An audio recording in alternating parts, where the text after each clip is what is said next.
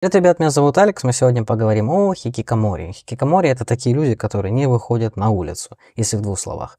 А если более подробно, то, естественно, в этом видео. Есть некоторые уровни хикикамори, например, хикикамори начальные. Это которые, в принципе, выходят на улицу, например, в магазины или встретятся с родными, но общается в основном только с близкими людьми. Но никак не взаимодействует с обществом. Не ходит, например, на работу, либо на учебу. Это такой уровень light считается. В принципе, я думаю, что очень многие относятся к этому уровню, включая меня. Следующий уровень хикикамори, когда человек не выходит из собственного дома, но выходит из своей комнаты. Периодически выходит из своей комнаты, принять душ, там вместе поужинать с родственниками. И самый хард уровень хикикамори — это когда человек вообще не выходит из своей комнаты и даже не принимает душ. Именно такую жизнь вел Итои Хироаки, которому сейчас 50 лет. На протяжении 17 лет он был хикикамори. В средней школе он уже понял, что его интеллектуальных способностей, как он сам говорит, недостаточно для того, чтобы соответствовать своим сверстникам. То есть у него появились комплексы по поводу своей неуспеваемости, поэтому он решил просто не посещать в школу. Также у него были проблемы в семье, отец ушел, а мать на него немножечко забила. Когда мой отец ссорился с моей бабушкой,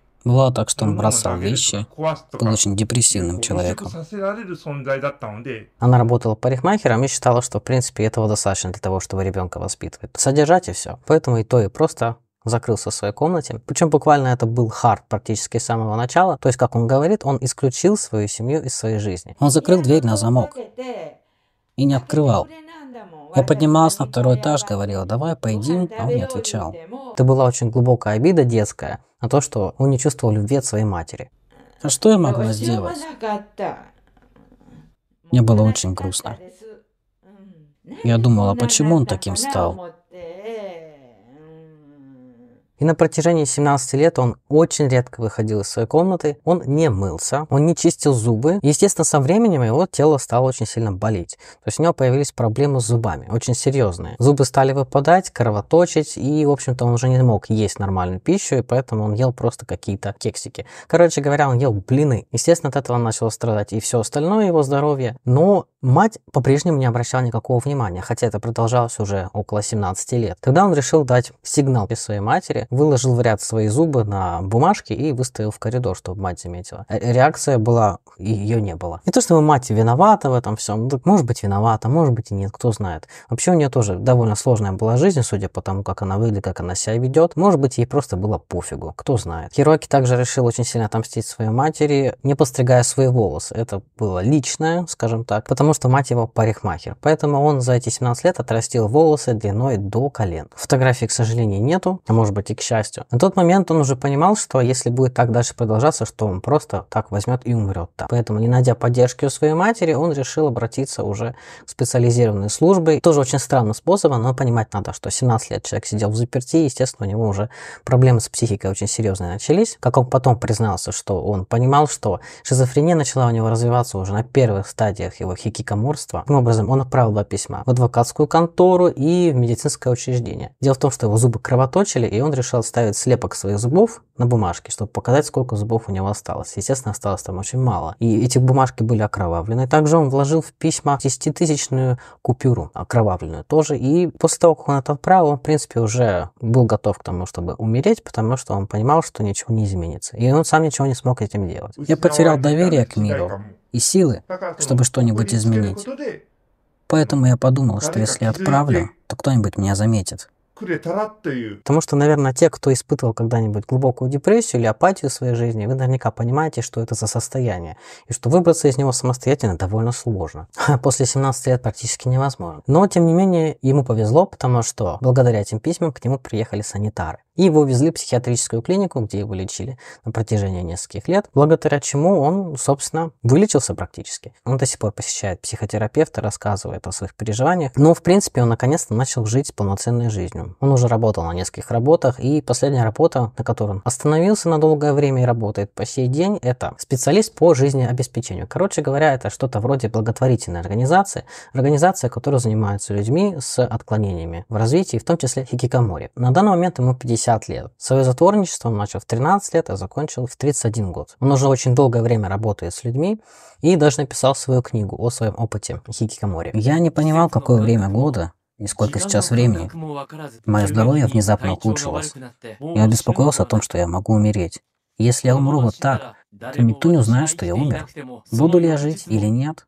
Люди будут продолжать жить, и ничего в их жизнях не изменится. Он получил одну специальную награду на премии среди самоиздата, и сейчас он живет вполне себе полноценную жизнь, даже проводит лекции перед большим количеством людей. Можете представить себе бывший хикикамори, который 17 лет жил один на один с собой, выступает перед большой публикой. Пример этого человека послужил большим вдохновением для людей, которые до сих пор сидят в своих комнатах и не знаю, как оттуда выйти. Еще есть пару историй про хикикамори, но сначала статистика. Какова статистика в Японии по хикикамори на 31 марта 2023 года? В любом случае их больше, чем в 2023 году, в 2024, поскольку статистика растет с каждым днем. Сейчас я объясню почему. Хикикамори на 2023 год было 1 миллион 460 тысяч человек примерно. Диапазон возраста от 15 до 64 лет. Вообще изначально хикикамори это считалось такой социальной проблемой среди молодежи. Но это считалось только в 2000-х годах. Именно в 2000-х годах начиналась эта тема. И начиналась она потому, что с 1993 года по 2005 год происходил так называемый ледниковый период в сфере трудоустройства. Дело в том, что до этого в экономике Японии назревал большой экономический пузырь, и этот пузырь внезапно лопнул. Ну как внезапно? Ну как обычно. Логично и закономерно. Все пузыри рано или поздно лопнут.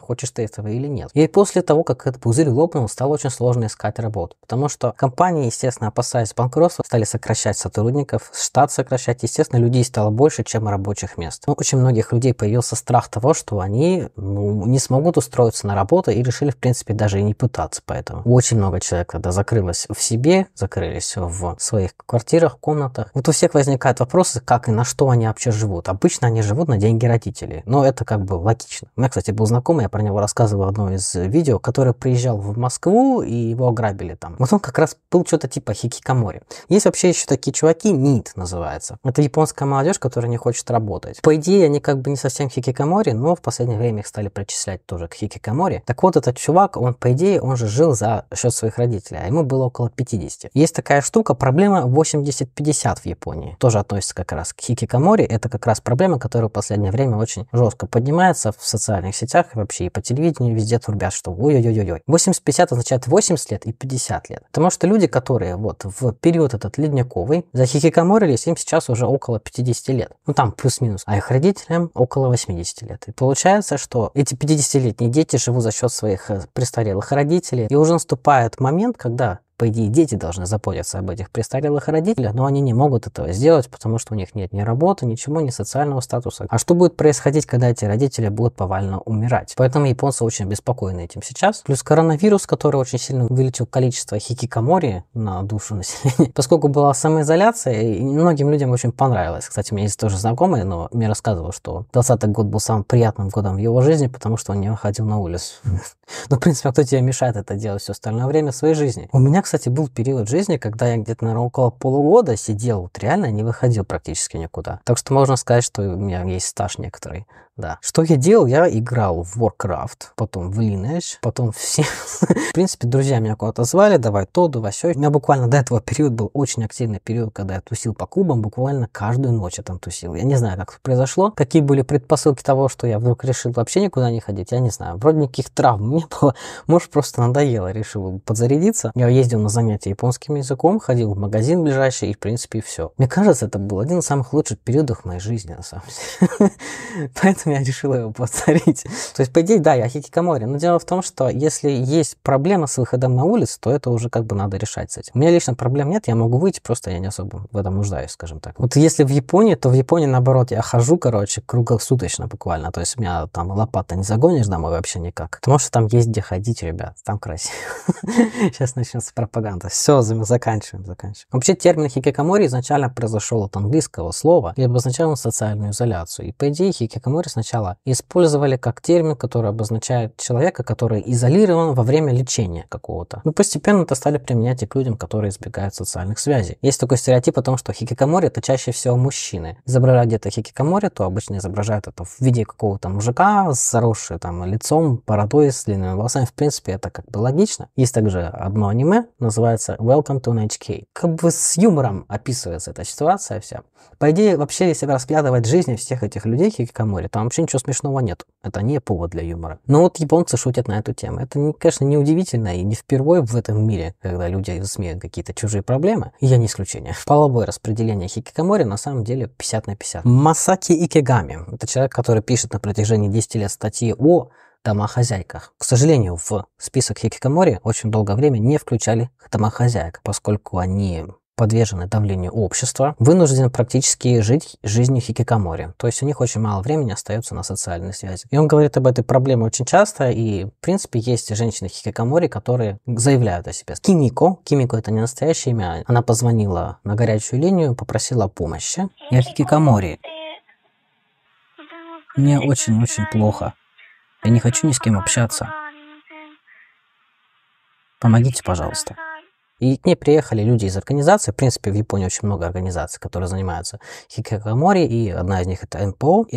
Мика рассказала свою историю. По идее, она работала кайго, ухаживала за престарелыми, и очень нравилась эта работа. Я была так счастлива, потому что никогда не слышала, чтобы кто-то говорил мне подобное. Я здесь, потому что ты здесь, в этом доме престарелых. То есть для нее это был буквально смысл жизни, пока она не забеременела. Когда муж узнал о том, что она беременна, он сказал ей, что ей нужно уволиться с работы и сосредоточиться на ребенке. То есть его понимание семья это было что-то такое очень сугубо патриархальное. То есть он вырос в такой семье, где женщина занималась дома и семьей, и больше ничем. Мой муж сказал, что в идеале было бы, чтобы у моей дочери была мама дома. Поэтому я последовала его совету. Но дело в том, что Кимико была такой человек, который очень было нужно социальное вот это вот признание и социально какая-то роль. У меня было огромное желание быть полезной. Я чувствую, что я терплю неудачу как член общества и как человек.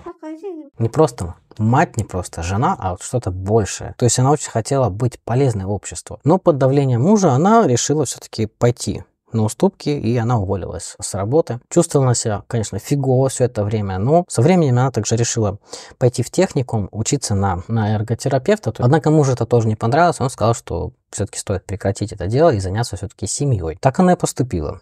После этого они еще переехали в другой город, и то есть она лишилась вообще всех связей со своими друзьями и какими-то знакомыми. И в итоге так получилось, что она буквально стала терять себя. Так она и говорит, что она потеряла свою личность, смысл жизни вообще, зачем она живет. Но они стали отдаляться друг от друга. А тут проблема еще была в том, что он работал как осел, день-ночь работал. И в итоге они развелись. После развода, естественно, ей стало еще хуже. Она попыталась устроиться на одну из работ после этого, но поскольку очень долгое время были проблемы со здоровьем и с аппетитом особенность, поскольку она практически не ела, она не смогла работать на той работе и пришлось уволиться. Таким образом, она уже на протяжении 10 лет буквально живет как хикикамори, выходит она только в магазин. То есть живет она со своей дочерью, которая ходит в школу. Живет она на пособие для ребенка, и ее поддерживает бывший муж. А бывший муж что говорит? Он сказал, что он не понимал долгое время, что он каким-то образом на нее давил, и он не понимал, каким образом он сделал так, что вот она потеряла себя. Но он прошел несколько терапий, после чего он понял, где он ошибся, понял, что это была его проблема и его вина, в общем. Я нашел одну статью про эту женщину, где говорится, что вроде бы как они воссоединились, и все у них нормально. Но что-то, честно говоря, я не уверен в этом. Передача, которую я смотрел про нее, закончилась тем, что, в общем-то, ничего не изменилось, она до сих пор не знает, что ей делать. То есть желание выходить и работать нету. Но поскольку к ней пришли уже люди из НПО, то, наверное, что-то произойдет. Чаще всего они людей возвращают к нормальной жизни. И вот эта проблема очень сильно людей затронула, когда они посмотрели это видео про эту Кимико.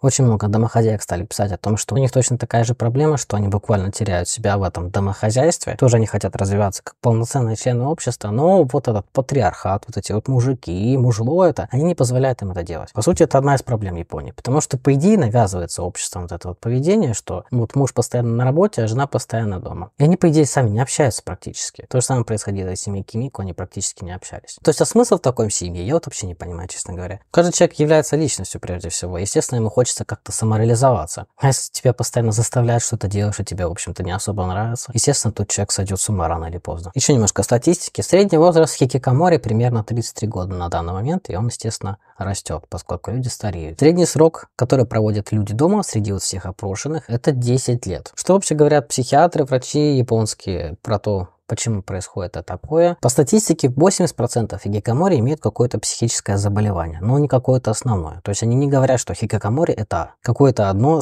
психическое отклонение. То есть само хикикамори это не является отклонением.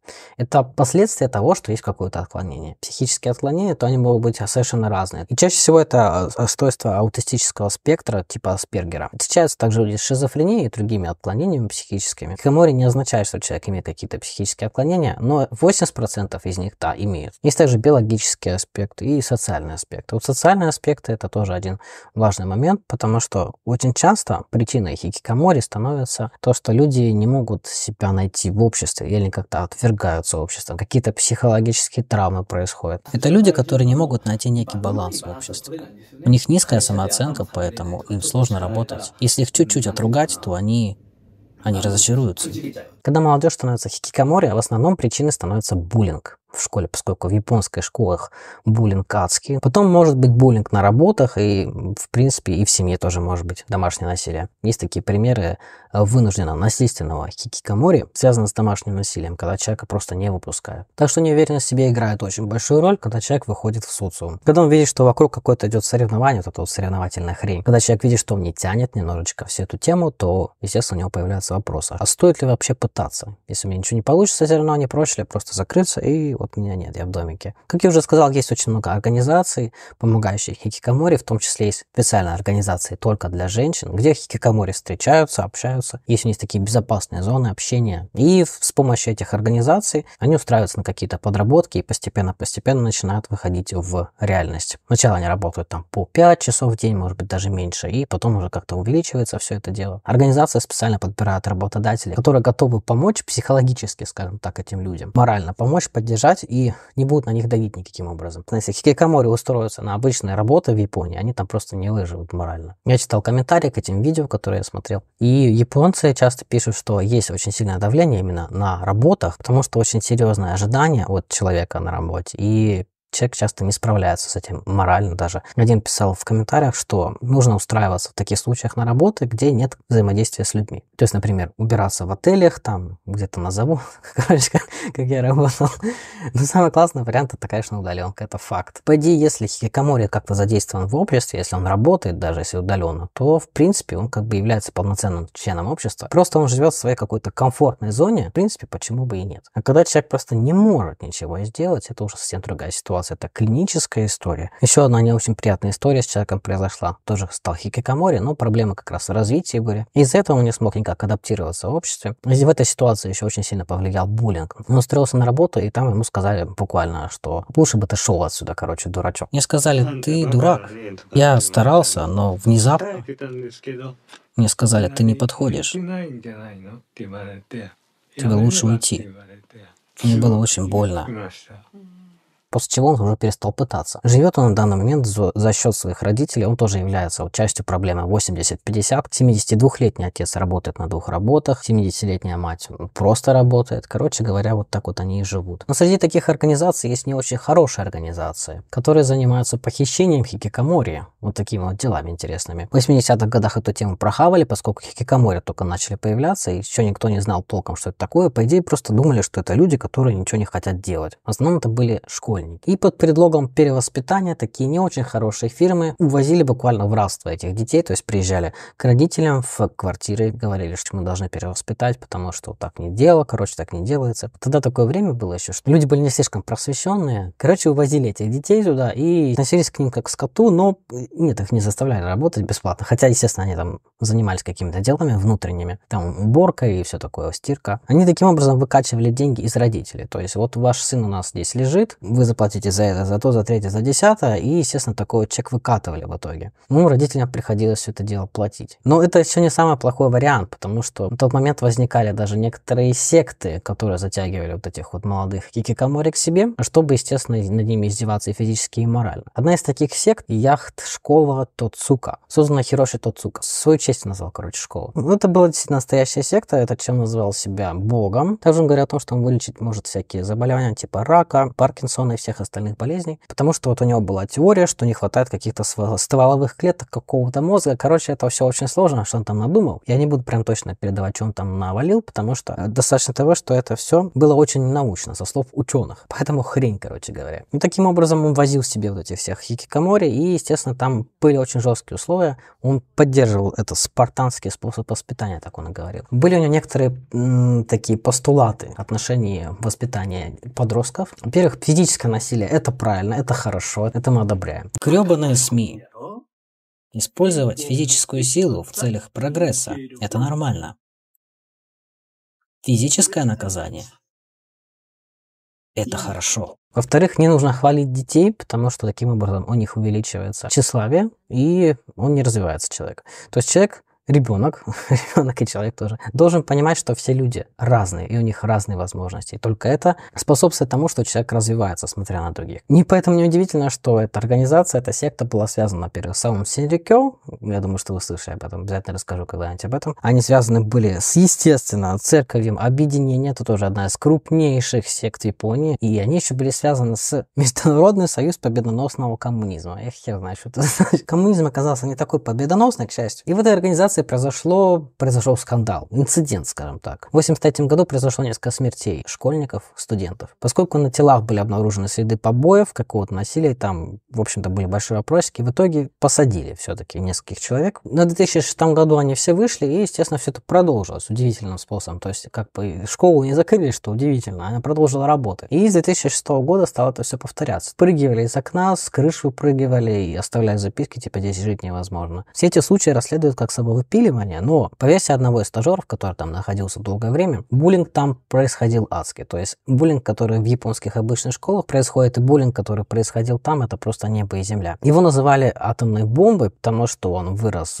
в районах, где была атомная бомбардировка произведена. И когда узнали о том, что он рассказал о каком-то сексуальном домогательстве в адрес одной из учениц со стороны одного из учителя, то его, короче говоря, избили. Я думаю, что есть родители, которые хотят избавиться от своих детей, это факт. Я думаю, что они даже в Японии есть в больших количествах. Проблемные дети. В общем-то говоря, это что-то типа интерната. Таких случаев было довольно много, не только вот эта одна школа. Еще одна история человека, который 40 лет прожил в состоянии хикикамори. Куничика Хитоши, очень известный хикикамори в Японии. Ему сейчас 62 года. 55 лет он обратился в организацию МПО, где ему помогли в итоге. В школе у него не было друзей, поэтому он очень быстро понял, что в школу ходить не надо. Таким образом он перестал в нее ходить. Устраивался он на работу, некоторое время работал, но из-за проблем с коммуникацией с людьми ему также было сложно и работать, поэтому он уволился с работы. Потом заболела его мать, и он стал за ней ухаживать. В итоге, когда его мать умерла, он, в принципе, просто перестал выходить на улицу. 55 лет, когда уже возникла проблема с жильем, это было государственное жилье, и оно сдавалось в аренду на имя его отца, который уже умер. Естественно, по законам японским он не мог продолжать там жить, потому что у него, во-первых, не было никаких поручителей, у него не было ни друзей, ничего. И работы у него также не было. Да, кстати, он жил на деньги своих родителей, на сбережения. Родителей он так не смог похоронить, поэтому прах родителей он хранил дома. То вот из-за опасности того, что его могут выгнать на улицу, он обратился в НПО. Постепенно он стал возвращаться в жизни и устроился сначала на работу уборщиком, потом он стал уже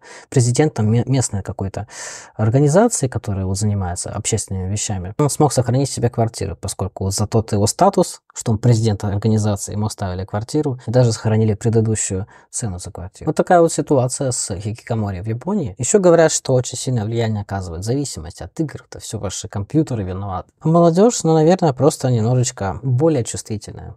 Как я говорил в видео про зумеров. Короче говоря, да, бумеры грубые, а зумеры не грубые. Вот и все. Вот конфликт поколений возникает, поэтому, естественно, очень много всяких психологических травм у молодежи возникает по этому поводу. Со временем люди становятся более толерантными, поэтому взаимодействовать с людьми, которые не настолько толерантны, становится сложно, потому что как бы бесит просто, и все. Так что, если вы сидите дома, то сидите дальше. Ну, как бы холодно сейчас. Куда претесь? Возможно, в прошлой жизни вы были крабами. Это все. Подписывайтесь на мой телеграм-канал. Я не против, в принципе. Главное, ко мне домой не приходить. В телеграме я иногда выкладываю дополнительные материалы к видео и всякие интересные штуки. Ну, это вообще мой личный блог. Если хотите поближе пообщаться со мной, с подписчиками, подписывайтесь на телеграм. Это все. Пока.